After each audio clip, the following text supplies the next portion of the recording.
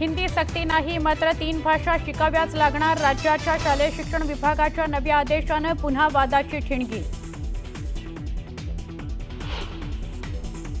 मनसे अध्यक्ष राज ठाकरेंची सकाळी 11:30 वाजता पत्रकार परिषद. ठाकरेंसोबतच्या युती संदर्भात काय भूमिका मांडणार याकडे अवघ्या राज्याचं लक्ष.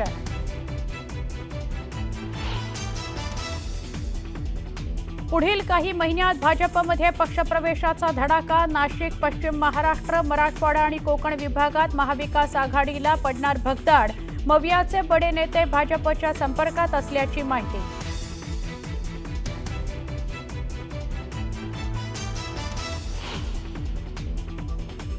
मुख्यमंत्री देवेंद्र फडणवीस यांच्या उपस्थितीत जयश्री पाटील आज करणार भाजपमध्ये प्रवेश. सांगलीत काँग्रेसला भाजपचा मोठा धक्का.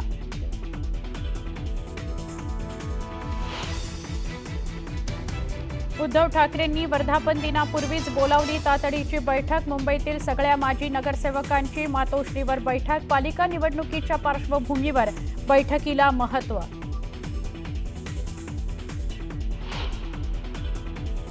पंतप्रधान नरेंद्र मोदी आणि डोनाल्ड ट्रम्प यांच्यात फोनवरून बातचीत. मोदींना ट्रम्प यांनी दिलं अमेरिका भेटीचं निमंत्रण. दोघांमध्ये सुमारे 35 मिनिटं चर्चा. दहशतवादाबाबत मोदींनी मांडली भूमिका.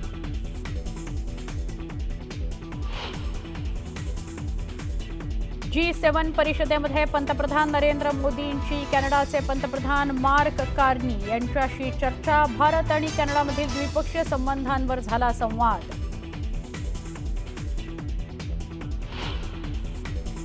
गुजरातच्या अनेक जिल्ह्यात पूरसदृश्य स्थिती. आतापर्यंत 18 जणांचा मृत्यू. 19 तारखेपर्यंत मुसळधार पावसाचा अलर्ट.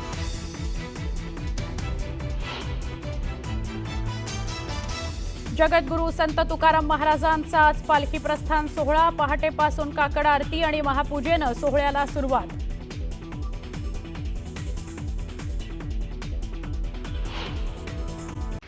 औरंगाबाद असेल, मुंबई असेल, त्यांना काय करायचं हा स्थानिक प्रश्न आणि स्थानिक प्रश्न इथे सभासद त्यांच्या हिताचं योग्य आहे ते करण्याचं स्थितीच आहे. आजूबाजूला दुसऱ्या संस्था आहेत, तालुक्यात त्यांचा इंटरेस्ट इथे नाही.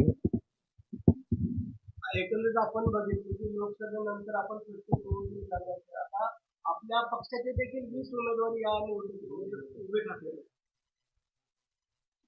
असं आहे की पक्ष चालवताना कार्यकर्त्यांची इच्छा आहे. आम्हाला इथे एकंदरीत वारकाईनं माहिती आहे. याच्यात आमची फार टोकाची भूमिका घ्यायची अजिबात इच्छा नव्हती, नाही यावेळी. पण एक विशिष्ट स्थिती झाली. सुरू लोकांना बरोबर घ्यायचा दृष्टिकोन ठेवला असता तर कदाचित ही वेळ आली नसती. पण ठीक आहे, झालं. पण हे दीर्घकालीन आम्ही समजत नाही.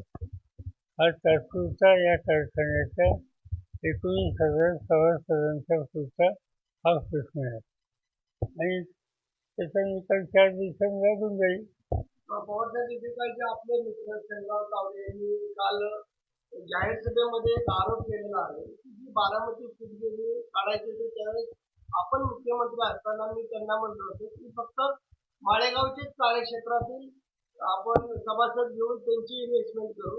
परंतु पवार साहेबांनी सोमेश्वर असेल, माळेगाव असेल ही लोकं घेतली आणि 90% माळेगावची इन्व्हेस्टमेंट होती. काय नक्की या सूतगिरणी झालीच नाही ना, होऊ शकली.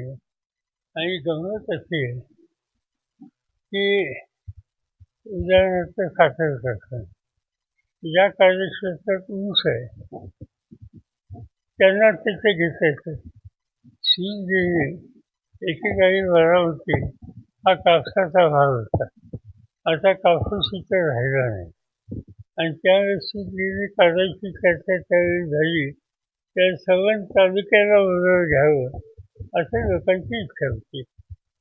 पण आम्ही त्याचा अभ्यास केला आणि कापूस असल्याशिवाय सूतगिरणी यशस्वी होणार नाही या निष्कर्षाला आलो आणि आम्ही हा प्रोजेक्ट सोडून दिला.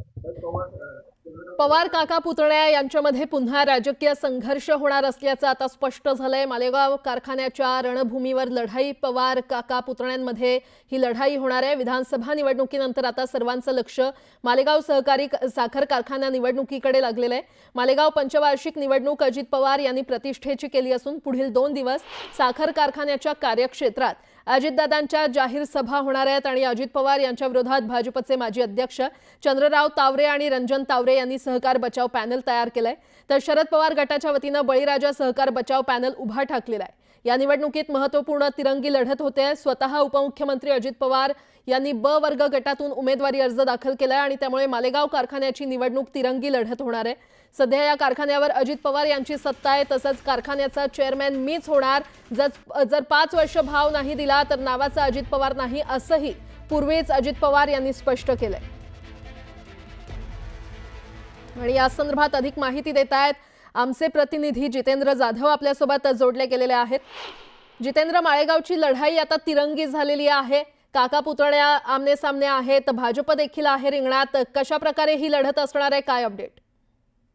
आपण बघितलं प्राजक्ता, एकंदरीत विधानसभेची निवडणूक झाल्यानंतर आता खरी लढत होती ती माळेगावच्या निवडणुकीकडे, कारण का या कारखान्याचे सभासद स्वतः शरद पवार आहेत, खासदार सुप्रिया सुळे आहेत आणि आज सध्या कारखान्यावर उपमुख्यमंत्री अजितदादा यांची सत्ता आहे। आपण बघितलं की यांच्यात प्रतिस्पर्धी असणारे भाजपचे चंद्रराव तावरे आणि रंजन तावरे यांच्याकडे गेल्या 5 वर्षापूर्वी हा कारखाना होता आणि या कारखान्याच्या माध्यमातून सभासदांना म्हणजे अग्रेसर भाव देण्यात आला। आता देखील अजित पवार गटाच्या वतीने 3636 रुपये भाव या कारखान्याच्या वतीने दिला गेला आहे।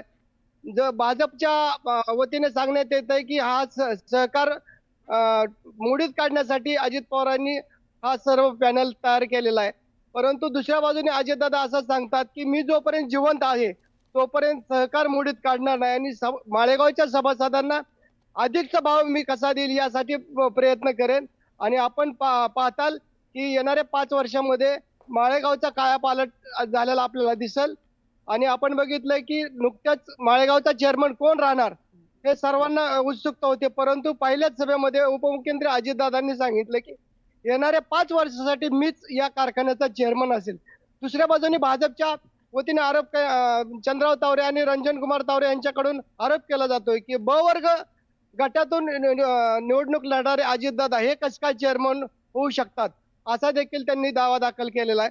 परंतु जाहीर सभेमध्ये अजितदादांनी सांगितलंय की सहकार खातं माझ्याकडे आहे आणि आपण याच्यामध्ये दुरुस्ती करू शकतो आणि मीच या कारखान्यावर चेअरमन राहणार आहे आणि आपण या जी निलकंठेश्वर पॅनल आहे याला पॅनल टू पॅनल आपण मतदान करावं असं देखील आवाहन केलेलं आहे। तर दुसऱ्या बाजूने आपण बघितलं की शरद पवार गटाच्या वतीने 20 कॅन्डिडेट या निवडणुकीसाठी उभे ठाकलेले आहेत आणि आता ब वर्ग गटाची जागा जी अजित पवारांची ही शरद पवार गटाने सोडलेली आहे। तर दुसऱ्या बाजूने सहकार बचाव पॅनल जी रंजन तावरे आणि चंद्रराव तावरे आहे यांनी तयार केलेलं आहे। प्रत्येक तोडीस तोड उमेदवार त्यांनी देखील दिलेले आहेत। प्रत्येक गटामध्ये गावागावामध्ये यांच्या घुमडी बैठक जाहीर सभा देखील झालेल्या आहेत। आज देखील अजित पवार यांच्या 3 जाहीर सभा होणार आहेत। निश्चितच अतिशय चुरशीची अशी ही लढत खरं तर होणार आहे, तिरंगी अशी ही लढत आहे। जितेंद्र, अपडेट घेत राहू तुर्तास। धन्यवाद या सविस्तर माहितीसाठी।